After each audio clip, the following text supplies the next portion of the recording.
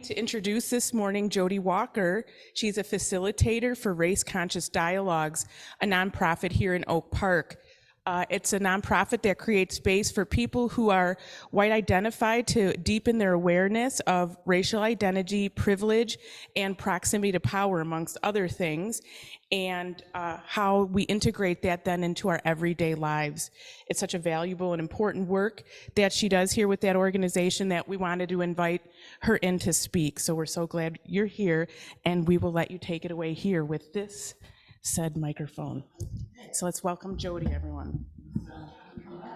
Thank you so much for having me. And just good right there? I think it is. Let's ask online. Is that volume okay? Can you hear me? Thumbs up, can you hear? No. Yes, there's a thumb up. Let's try this side. Okay. All right, give a thumbs up if you can hear. Oh, looks like we're missing someone in the top left corner. Can you hear? Okay, So you're with us now? Okay, great. Okay. My name's Jodi Walker. I use she, they pronouns. I'm going to do my best. I haven't done this in-person Zoom thing, so I'll do the best I can to be making eye contact with everybody. If anybody can't hear me at any point, just let me know. I'll speak up a little bit. So I came to Race Conscious Dialogues after some things as they have happened over many, many years in Oak Park. There was an incident at Gwendolyn Brooks Middle School some years ago, and I won't go into what the incident was, it doesn't matter, because these things we know, right, happen again and again and again. And a Black woman in our community put a call out on Facebook to saying, like, we need to talk about race in this town. And so she and a woman named Dot Roche got on a conversation. They did not know each other, but Dot, reached back out, and a number of us said, we're interested in having this conversation. So we met at Live Cafe, and Race Conscious Dialogue was basically born out of that. And many, many different things were born out of that, but one of the things that are, it's primarily women at that time, although there were some men there too, but women of color in our town asked for is that white people start to take on this work for white people, because for people of color, doing this initial work is just exhausting and re-traumatizing and causes a lot of harm. So anyway, that's sort of the birth story, and that's quite a few years ago. After that, I also had a program. I'm a speech language pathologist, and I had some programs related to race, and Dot and I had a couple of meetings, and we sort of made an agreement to do each other's programs. So that was my kind of introduction into doing Race Conscious Dialogue, and I was in the second cohort. And I will say that doing that class and then subsequently facilitating has definitely changed the entire trajectory of my life. So one thing I just want to start with is saying that many of us have done a lot of work in this area. And that's one of the questions that I think I continue to ask myself is the work continuing to literally change my life, the trajectory of my life? And I think that's a big question. It can mean a lot of different things for different people, but I think if we're honest with ourselves and the answer is maybe not as much as it could, or then maybe there's more, how can I put this? Recommitment seems to be something that is just a part of this work again and again and again. So one thing we like to say about Race Conscious Dialogue is you don't graduate from it. When you complete the course, it is the very, very beginning. And I would imagine a lot of folks in this room have done some work in this area. So, I think some people wonder, like, is it super basic? So one thing I thought I would do is go through what you would expect in at each session.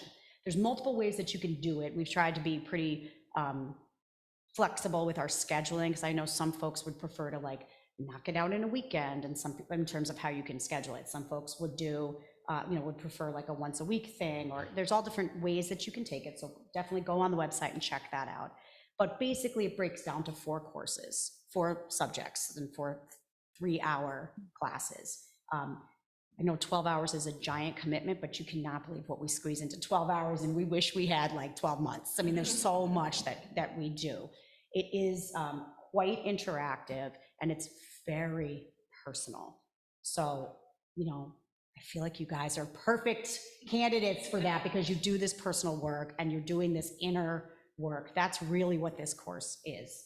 So let's start with the first one. Here's what I thought we would do. I am going to read our opening quote that we have at each class, and we're going to take a minute with the quote. I'm going to read it slowly twice. Feel free to close your eyes, do what you do, and we're going to just take a minute to let it sink in, and then I'll describe what we do in that course. Does that work for everybody? Okay.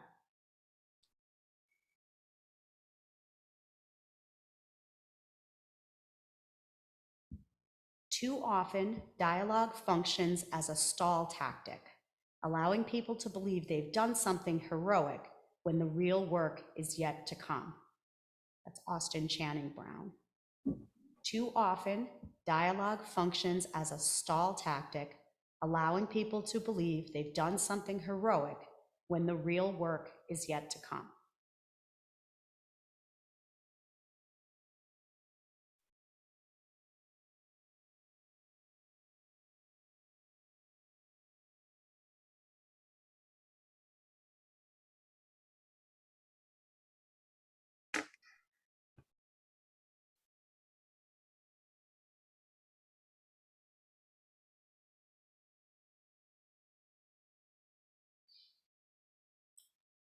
So that's our introduction to the first class, which is about whiteness.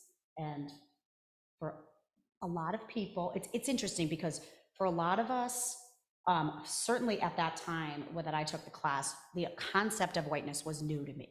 But, you know, 2020 happened, George Floyd happened, all the movements that most of us, I would say, have some sense of what the concept of whiteness is. What's interesting is what I find so useful and why I continue to facilitate is that every time we have that conversation, my understanding of whiteness deepens, and the effect that it has on my life and my children's life deepens. I also think even if you're like a whiteness expert and you have been looking at whiteness strongly for many, many years, there's something to having folks in the room that are at different places in their journey where we as facilitators do very little. A lot of times the group kind of does the thing, does the work.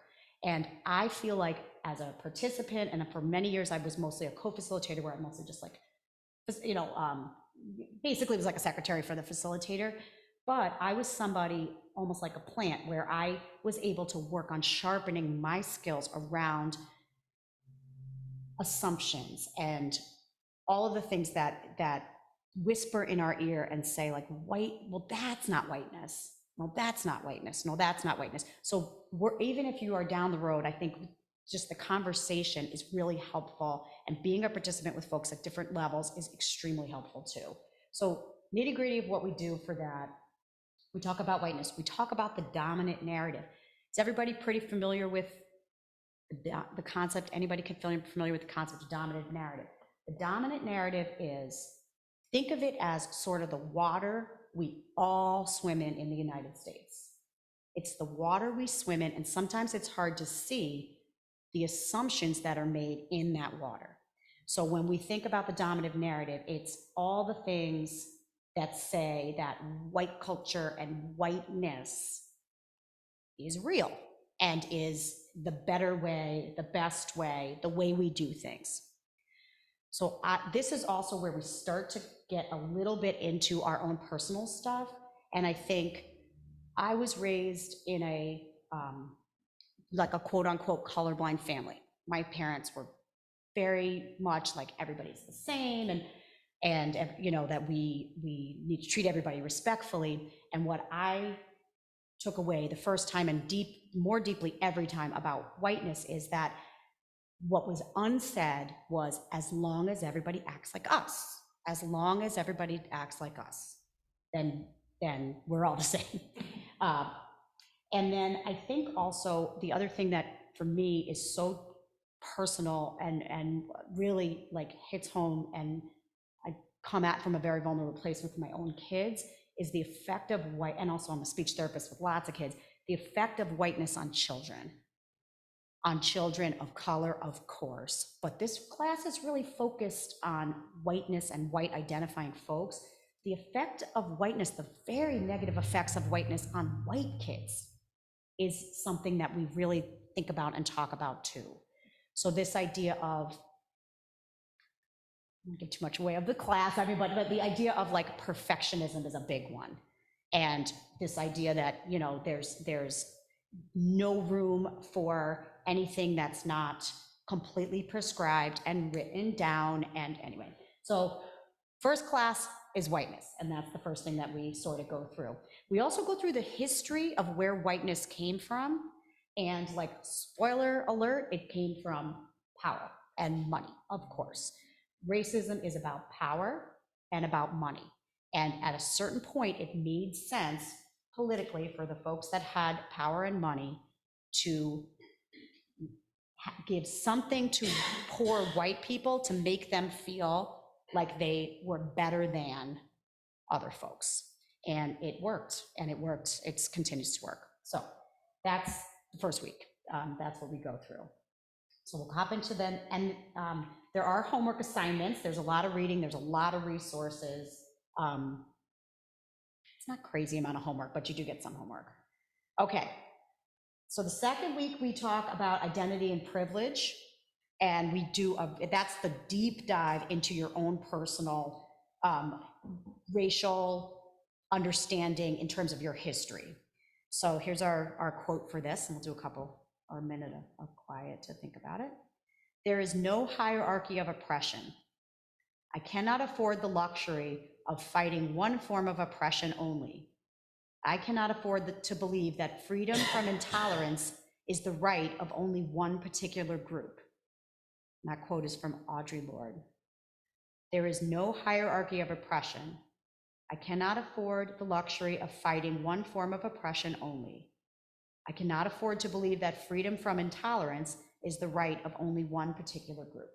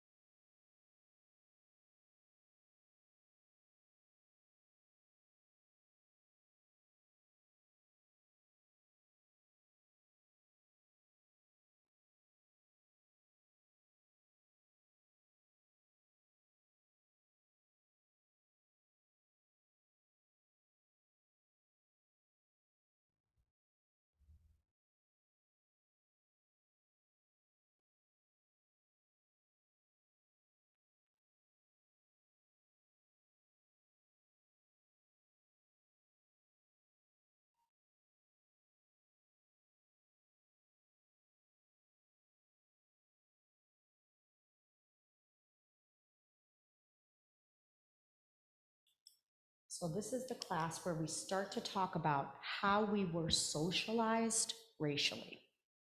And we go all the way back. We go back to the earliest messages that we received about race. We look at a number of documents, and I failed to mention, just about all of the material that we use is sourced from people of color, sourced from academics of color. We just present the information. We do get into and give space to think about white affinity group and why we do this work this way. And there's plenty of space, you know, to process that with the group. But when we talk about identity and privilege, we have to start by really examining our own, the messages we got, how we responded to them. And for me, this part really helped me to see that at some level, we're all moved along. So we talk about the moving walkway. Some of you may have heard of the moving walkway. The moving walkway is this sort of dominant narrative in the United States that's been here forever and serves lots of people, and it moves like this. If you are white and you are on that moving walkway and you're just not, marching with signs but just a nice person who treats everybody with respect and whatever, you're still moving along that walkway. It really takes turning around and walking in the other direction in order to make any change whatsoever. So that's what we start to talk about. It's like, where have been the opportunities? Where have we just been carried along? And where were the messages coming in terms of systems? We start to talk a little bit about that. So that's a pretty intense class and wonderful. Like that, a lot of our personal work goes there. The last thing we talk about with that in that class is agency. We start to talk about the relationship of power. So there are lots of places where we hold privilege and places where we hold agency, and places where we are more of an object. And so we talk about all the places where we hold dominance and places where we hold oppression, and how we can hold both of those things. So that's great class too. All right, let's move on to the third one. And this is where we start to work on interruption. This is what everybody comes for, right? Like the first two classes are our personal work, and it's really important to do that work before you are ready to correct everybody. But in the end, we're here to interrupt. And so this is the place where we learn about interruption strategies, and also get a lot of time to practice. We have scenarios. All of the scenarios that we have, they're awesome. I love the scenarios, and you get a huge amount of them. We don't even get to even a third of, not even half, like a quarter of them, but they're all real. All of them are real scenarios that come from like a real experience of someone. So here's our quote for class 3. This is my favorite quote of probably all of them, but I'm going to share it today. The beauty of anti-racism is that you don't have to pretend to be free of racism to be an anti-racist. I'm going to say that again. You don't have to pretend to be free of racism to be an anti-racist. Anti-racism is the commitment to fight racism wherever you find it, including in yourself. And it's the only way forward. And that's Ijoma Olu.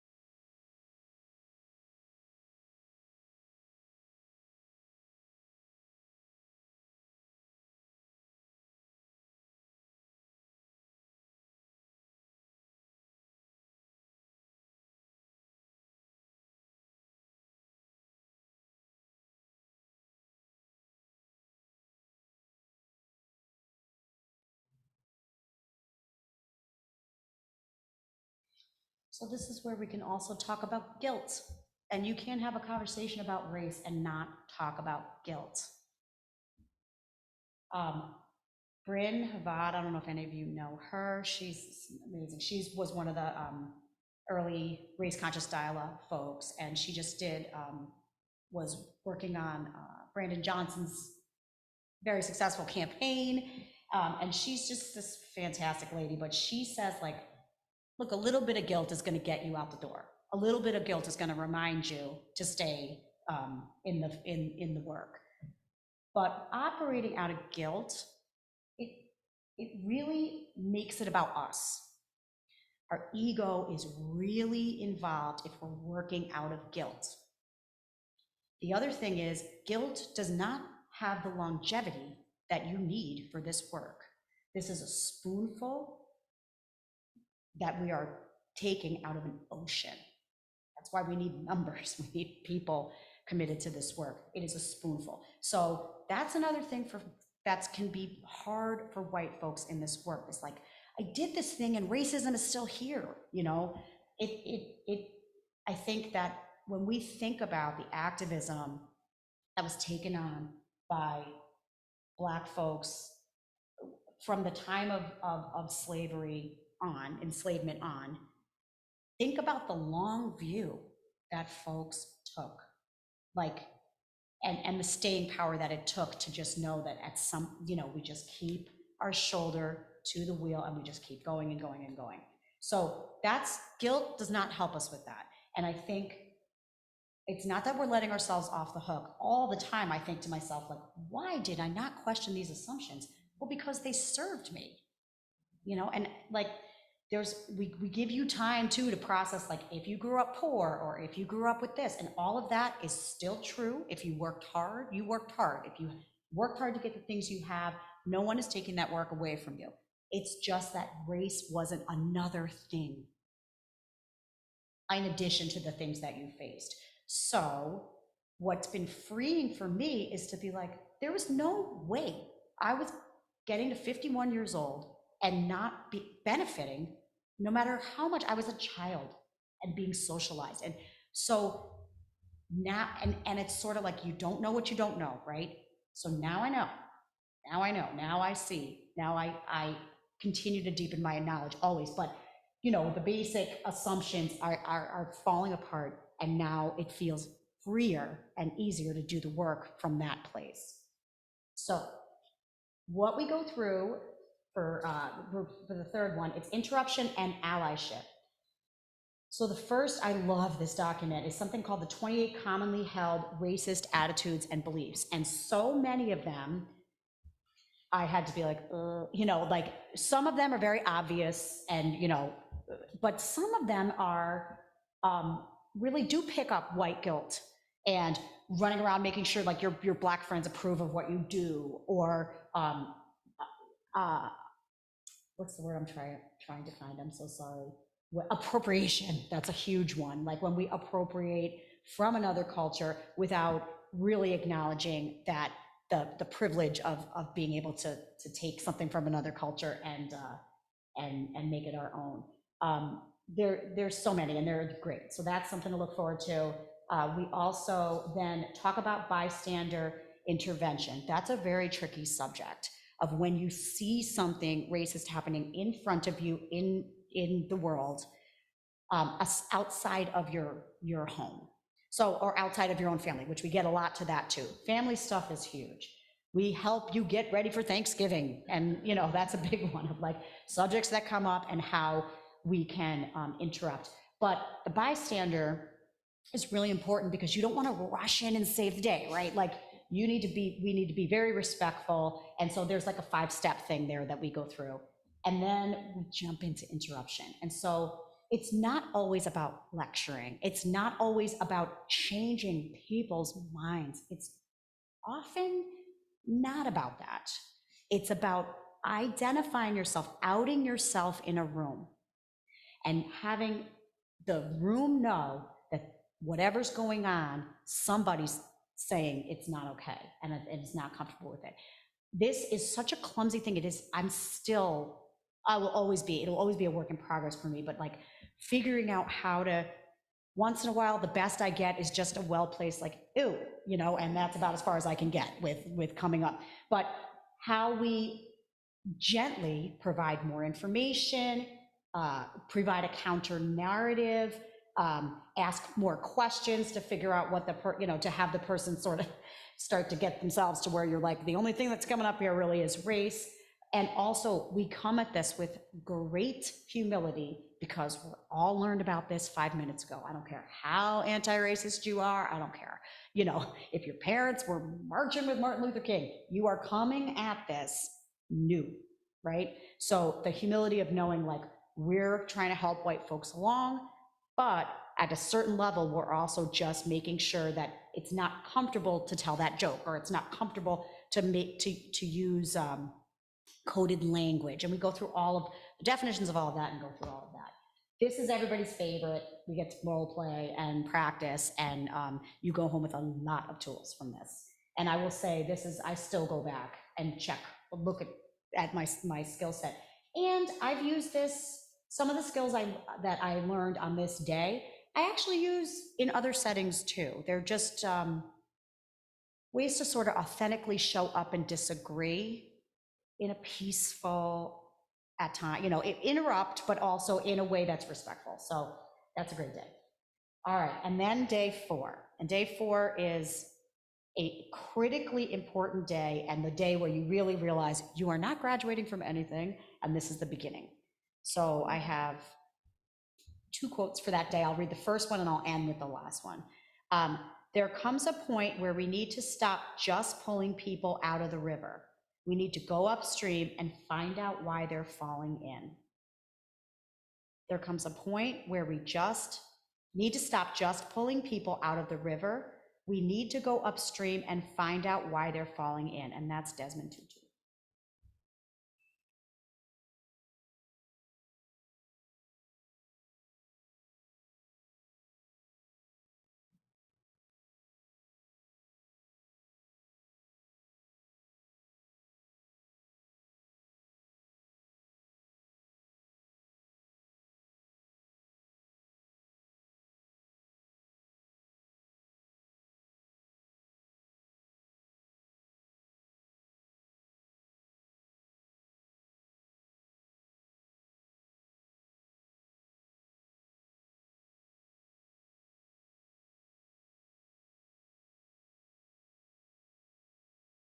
And so this is the class 2, where a lot of folks who've done inner whiteness work, who've done their personal work, they come for this class, because this is where we talk about systems, and where we talk about, in the 3rd class, we talk about interruption on a personal level, interpersonal, and in the 4th class, we talk about systemic interruption and what that looks like, and figuring out our own path for how we plug in to the system. Couple of common pitfalls that I have personally gone down, and many white folks do, is I'm going to invent the thing that's going to make this go away, right? White ideas are going to be. So one of the things we do is we give a lot of information about already existing organizations that have been doing this work for a really long time, and all the different ways we can plug in. But we also make a personal plan, and we take a long time to make our after we learn all about the systemic stuff, and that is so fascinating. I will say there's a thing we read that's about sort of businesses and how whiteness shows up in professional settings, that to me was like the Matrix. Like once I saw it, it was like, I cannot believe how power stays so entrenched. And I also think the more times I teach this class and go through this material, the more I realize how much it hurts white people. It hurts white people. Whiteness hurts white people because we miss so much, so many innovative ideas, so many different ways of viewing the world, so many ways of processing time. We go through time for a long time because white folks have this way, the scheduled way of processing time, European way of processing time, that really inhibits flow. And in different places in the world, people process time in very different ways and than how we do. So anyway, we go through all of that. All that stuff is fascinating. We also look at how like the housing system, or like the banking system influences housing, and then housing influences healthcare, and healthcare influences education, and this whole sort of cycle, and all the different places where like the system is rigged. And so I loved that one too, because that's kind of a newer slide. When I first took the class, we didn't have that, and that helped me figure out where I was going to plug in. I'm going to briefly, I want to make sure I give you guys time to ask questions and to have a good dialogue, but I'll briefly just tell you my sort of where I've gone with session 4 in my own life, and why I say that, you know, how it's changed the trajectory. So one of the things I started doing, not after the first course, but after I started really being with this material for a few years, is I did start to notice with like the muscle got stronger to notice my all white spaces and to start to ask why, and to start to really be open to that question. And then also, and this took a lot of like, because I can be sort of a timid person, asking the people in charge of that space, broaching the subject of saying, did you notice that there are no Black people here, you know, or that it's an all white space, and what do we think about that? So there have been, the first place I had to ask was my own practice, my own speech therapy practice. So I definitely took a sliding scale, and I took insurance, but I was not set up with Medicaid. I didn't have at that time set up with Medicaid. So fast forward however many years later, we're now set up with Medicaid on all of the Medicaid, and we are now at 50% kids of color and 50% white kids. So that was work I had to do. And the future work I have to do is now try to find some therapists of color. That's a very important next step for us. And so that's the journey I'm on with my work. I also work on, we've developed a healthcare focused race conscious dialogue, because through that I realized, well, now I take them in. I do this sort of specialized speech therapy where we work with airways, but so that requires a team. Okay, so I can see them, but now nobody on my team takes Medicaid. So we have started reaching out and trying to get, so that's the sort of work there. I am a yoga practitioner, absolutely love, and treasure my yoga, but notice that my studio, all white teachers. So I had a conversation with the owner and was able to hook her up with, and you'll get to meet through this, lots of folks that Black folks, it's in particular, I've worked with a Black man from our community and a Black woman who do racial, I would say it's not racial counseling. I'm not sure how to describe it. What I do is I pay them for their time and I go through the issue, and they help me see where the spots are and give me suggestions of how to move forward anti-racist. They're sort of anti-racist consultants. I will say, always pay folks for their time if you're asking a person of color for help. But I was able to connect them, the yoga studio, with one of these anti-racist counselor people, and they have made amazing changes. It's been great.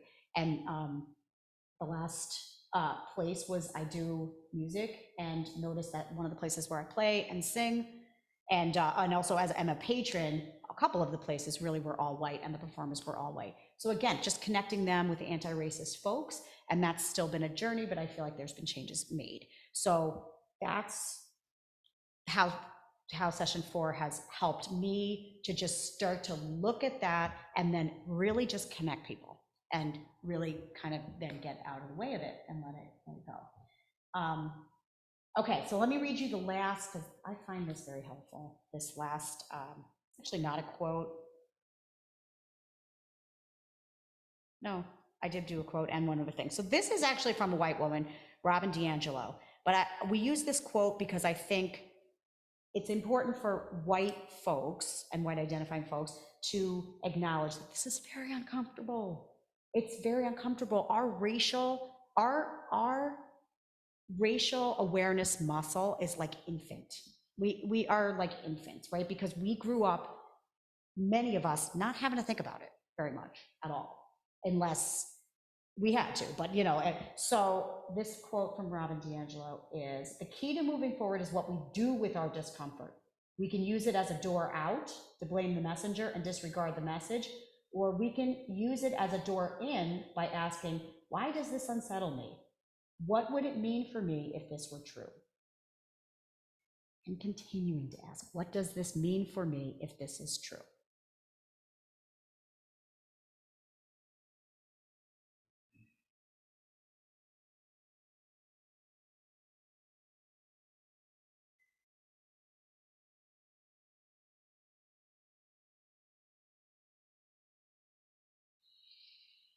Finally, I'll read, I don't have a source for this, so I apologize for this. This is from a white person, but I'm not sure who this is from, but it's what I heard from leaders of color. The first point is, understand the anger of people of color. Know that you are not the great white hope. Our reality is valid. Don't question it.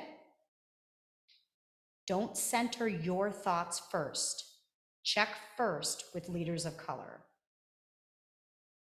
Don't come looking for approval or praise or thanks. Let's say there's no cookie party. No one's getting cookies for this work. Don't expect to be trusted, and be okay with this.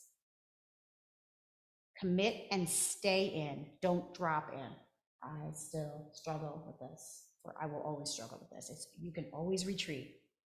Don't assume you know what freedom looks like for me, where I want to be heading, or who I am. Stop reinforcing the black and white dichotomy. Stop silencing natives, Asians, Latinx, and multi-identified people. Step up and take risks. Don't be afraid to make mistakes. Educate other white people. Be accountable to people of color. And feel good about yourself. Don't feel like, that's part of it too. We do also have a program. It's relatively new, but people love it, for people of the global majority. So that would be non-white people of color who want to talk about, it's an awesome class. And if you go on the website, it explains exactly what you do, but some of it is finding areas of commonality in the struggle, and also examining our own,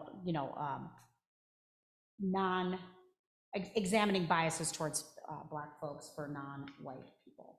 So that's a great class too. Okay, so I'm open to any comments or questions or feelings or anything. Okay, we have someone in the room here. Let me juggle the. Hi, is this working? Okay. So thank you so much for coming. I actually did take a race conscious dialogues class during the pandemic, and just got so much out of it. And at the same time that I was starting out here at the Zen Center, I just, anti-racism is a practice, just like the path of Zen. And I think there are just a lot of commonalities.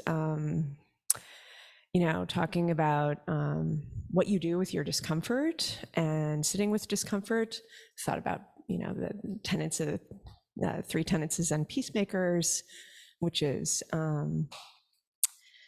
not knowing, kind of, letting go of your assumptions, and, using a beginner's mind, and then bearing witness to what comes up and being willing to reckon with that, and then, taking loving action. And so I'm just really happy you're here. So thank you. Thank you.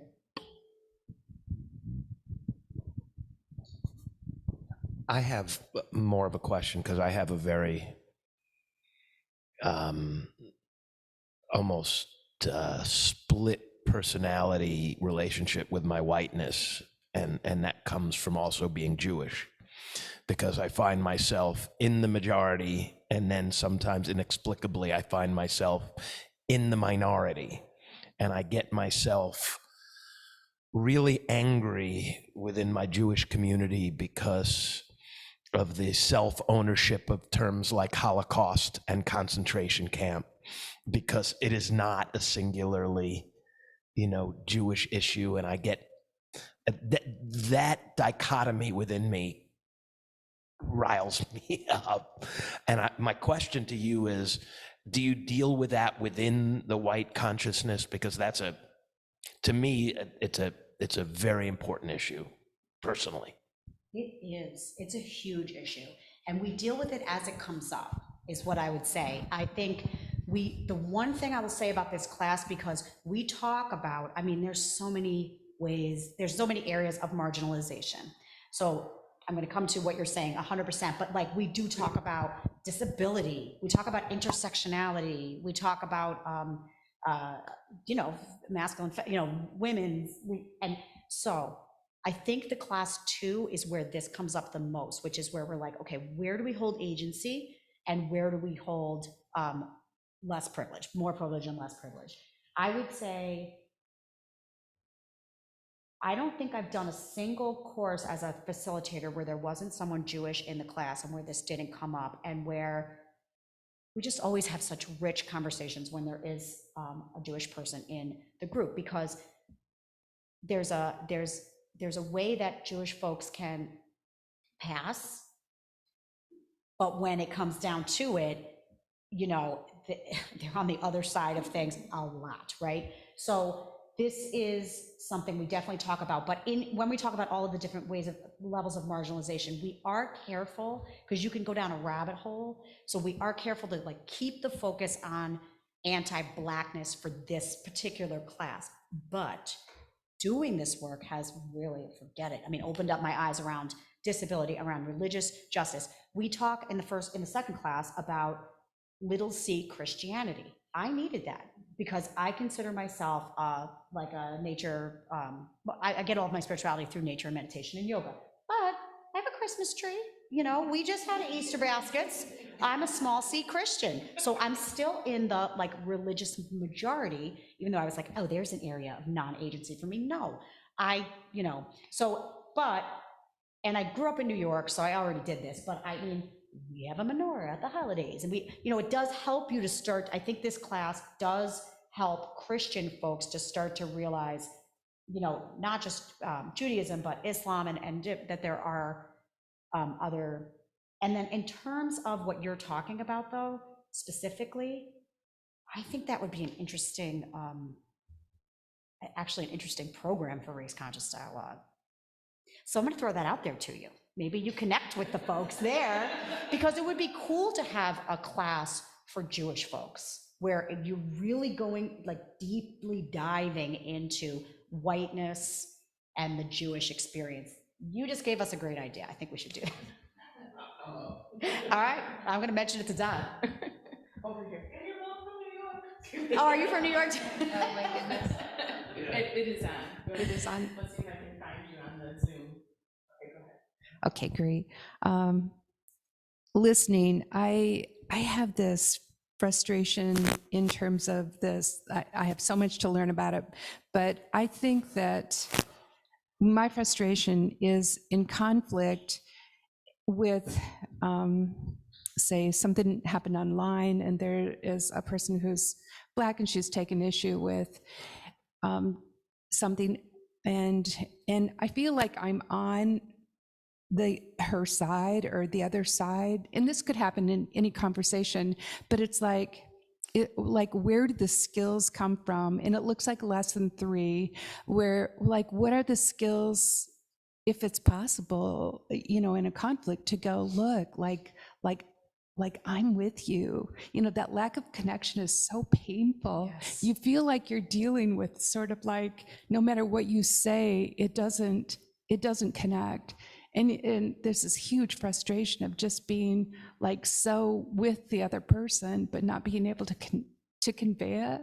Do you know what I mean? Yes. It's like so it seems like it would be helpful to teach the language to talk about these sensitive issues in ways that connect. Yes. Yeah. I think that there's something to that. And we talk about Facebook and how to like interact on Facebook. But let's also remember that, let me say this. We wrestle with intent and impact, and also moving that sort of like difference between niceness and kindness, and that the goal in these interactions is really to interrupt. If we think of the main goal as being interruption, and lots of language, but there's also so much language out there. We provide you with all kinds of resources to continue the work, but I would say we wrestle with this. Everybody, I mean, this is part of the work, is wrestling with and remembering from the last thing I read to you that, if I'm understanding you correctly, like you're figuring out like, how do you connect with the person who's been either harmed by something that's been said on Facebook. Am I understanding that correctly? Yeah, it's like you feel like you're their ally. Yes. And maybe that's presumptuous as a white person, and but I truly feel it. So it's like, how do you convey that to someone who's just probably like decades and lifetimes, and you just feel like there's nothing you can say, and then that is extremely frustrating. It's like, no, I'm with you. It's like Right. So taking a risk is one of the things we talk about, is like taking the risk to just say something and do it clumsily, and know that it can be wrong. It can be clumsy, and it does not have to be perfect. You're running the risk, and it has happened to me before, that you're going to get feedback from that person. And it's also knowing how, like being okay with feedback, and knowing that you're going to jump on, and it's also about sort of, it's a practice, it's a muscle, but it's also about making sure that, don't need to call you guys out, but like, that you're working on your all white spaces, that you're looking at like, how do I diversify my own experience? That's going to teach you more skills. You're going to meet, because we like to say this too, you've met one black person, like people are going to have different responses to you, right? Like there's not one. And we as white folks love our systems, and we love our like procedures, and we want to know that there's a way to do it. And so like that's the terrible, the very kind of, is there's not. So the biggest thing is to do it, is to do something. It's just, especially in the beginning. And you'll get more nuanced as you learn. But like, as you start, it's coming in and just saying, I see you. Or, saying like, Dot likes to say, I just use the like, if I can't do anything else, I'll put a like, and I think the feedback we get from lots of folks is that it's exhausting like, this is a white problem. So white people should be engaging in it. And when it's a black person who's feeling that they're having to make the same argument again and again and again, and I have relationships with black folks now that tag me in and are like, will you please handle this? So make those friends. That's what I would say, that know that they can tag you in if they need you to come in and say, let me show you this article, or here's what thinking is incredibly problematic, or whatever.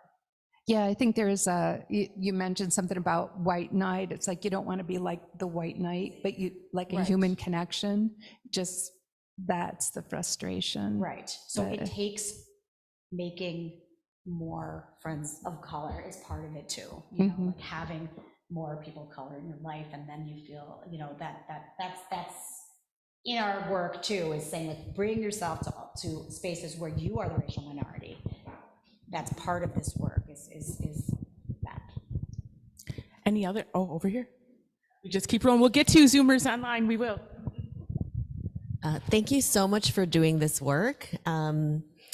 Because as a person of color, and I've been doing a lot of work in the diversity, equity, and inclusion space, especially focused on Asian American Pacific Islanders, and it's exhausting. It's like constantly teaching, constantly sharing these, like the history and the personal stories that are often very painful. And what my experience has been, like, people want to come and watch and listen, but I'm not seeing action on that side. And so what you're offering to people is an opportunity to take action and to learn skills without relying on people of color to educate. So thank you. Over here we go.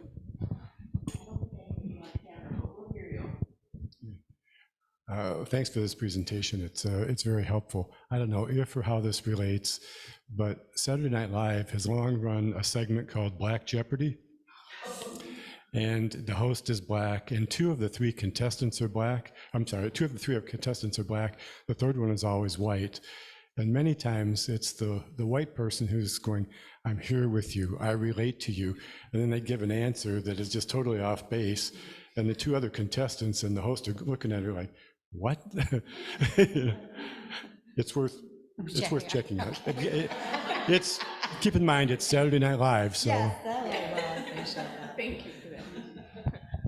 Other thoughts, comments in the room, online? Zoomers, you can just unmute and hop right in. We'd love to hear from you.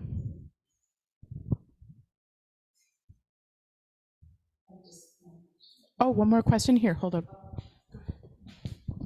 when you said the third day, did you mean the third The session? third session. Oh, okay. I was thinking, wow, that would be like one intense long day. Or No. each of these. Well, we've there's- done them though. We've done 2 in one day and 2 on like over a weekend. And it is exhausting. It is tiring. And you're doing homework on your off time and it's intense. But for some folks with work schedule, that's what we do. Yeah. So how do you typically deliver it? Is it like a 90-minute session No, once a 3 week? hours. 3 hours. Typically, like sometimes it's once a week, and sometimes it's across a weekend, and it runs at all different times. And you can do Zoom and in person now, so there's different options for that. We have weekday ones, we have weekend ones, yeah, and they run quarterly. Oh, I see. Yeah, Okay. it's a 12-hour commitment.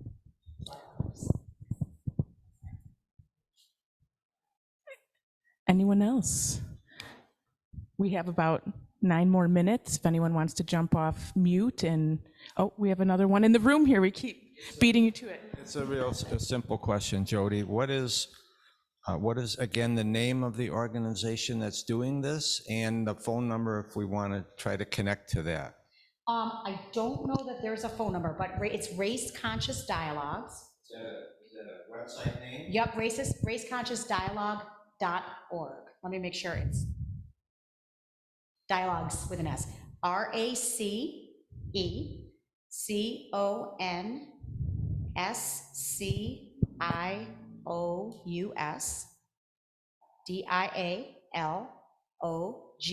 RACECONSCIOUSDIALOGUES.org. And I'm just going to look real quick. Do you not do internet? My husband doesn't do the internet. There's nothing to be embarrassed about if you don't. That's a long name. Hold on a second. We can't call it RCD or anything. We call it RCD. We call it RCD. It's already taken, right? No, they don't have a phone number, sorry. No, that's great. That's fine. Okay, Thank you. sure. I want to give one other plug. Oh, sure, go for it. Real quick, if nobody has any more questions. There's a class you can take after Race Conscious Dialogue that's given by an organization called Brandy House. We partner with them, and that's done by a woman named Sharonda Knotts Dawson. It is the best class I've ever taken, almost on any subject. It's very intense. It's a lot of homework. You're basically doing like a college class on race. You read Kendi, you read, like, there's a lot of books that she offers. And I learned things that I could not believe about our history. It is a deep dive, very deep dive into racial history in the United States from the beginning to the end. And they're just also an incredible organization for education. They have amazing programming for Black kids, and they're doing this really cool program for Black women right now. So anyway, Brandy House is what they're called. And Brandy. Could you? Yep. BRONDIHOUSE.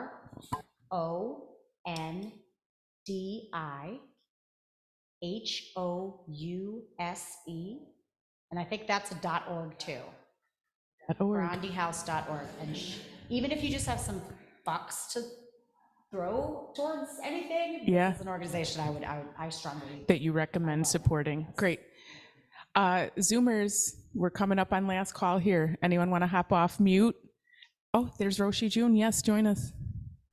Jodi, thank you so much. It is so encouraging to hear the deep work that you are doing on this very sensitive issue. I really, really appreciate it. And I think we as an organization, I haven't done a study of our ethnic composition here, but I think a lot of our members are white. And so I think that process that you use, really looking, I think we could employ here somehow, because I think we do want to be a very integrated Sangha here, right? To serve everyone who wants to walk this path with us. So thank you so much. Really appreciate it. We'll talk and Yeah. we'll figure out if there's a role that Race Conscious could play. We do provide cohorts for single organizations, definitely. Fantastic. So we can talk about that. Great. I'll be in touch with Jodi. anyone else? We're about hitting time here, but this was great conversation. Just love the content. Thank you for being here. Yeah, thank you so much. All right, please join us for Kinship Hour if you're able to stay. Thank you to all of you online, our virtual Sangha. So good to see your smiling faces today. Enjoy the Sunday.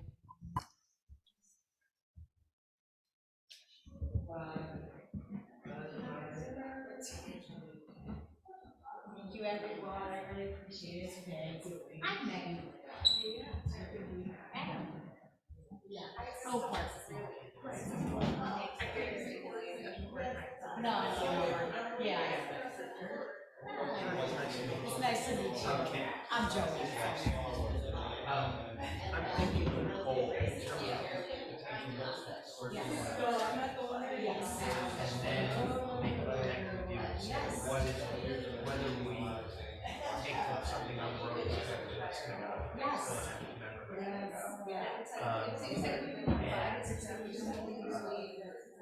and potentially offer something to the members. Yes.